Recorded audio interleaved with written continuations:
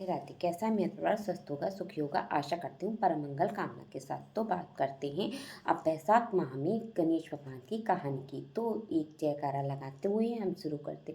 बोलो गणेश भगवान की जय, मधुसूदन भगवान की जय, वैशाख के ठाकुर की जय।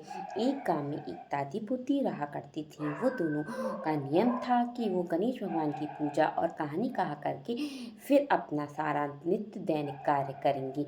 एक जल का लोटा लेती थी, उसमें फूल डाल के वो गणेश भगवान की कहानी कहा करती थी और उस कहानी को कहने के बाद वो सारा काम किया करती थी।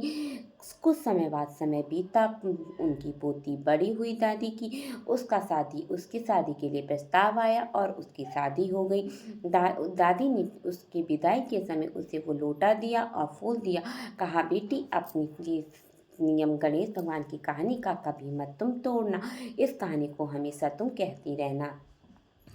अब पोती विदा हो गई। रास्ते में उस पोती को लगा कि ससुराल में सब लोग कहेंगे, इस ये तो अपने घर से कुछ नहीं लाई, ये तो बहुत करीब है। वो गणेश भगवान का ध्यान करा, उसने जल के लोटे पे फूल रखा और गणेश भगवान की कहानी कही, जिससे भगवान गणेश ने प्रसन्न होकर उसको एक कुंड हीरे जवाहरातों का बना दिया, जिससे पोती बहुत खुश हुई और उसमें से उसने हीरे जवाहरात अपने जेवर पहन के वो ससुराल को गई। ससुराल पहुंची तो उसके सास ससुर ने देखा उनकी बहू तो सारे जेवरों से लदी हुई है, वो तो बहुत ही धनवान लगती है। उसके ससुर ने उसकी सास से कहा कि जाओ तुम पड़ोस के घर से दाल चावल मांग लाओ और उसे बना के बहू को खिलाओ। तो सास पड़ोसन के यहाँ गई, उसने उनसे जाके चावल और दाल मांगी और आकर के उसने बनाने की तैयारी की। तो बहू बोली अपनी सासू माँ से, माँ जी आप मेरे जल के लोटे से इन्हीं बनाइएगा। तो सास ने अपनी बहू का मान रखते हुए उसके लोटे के जल से दाल चावल बनाए, जिससे बनाने के बाद सारी रसोई में अन्न धन भर गया, जिसको देख के सास बहुत खुश हुई।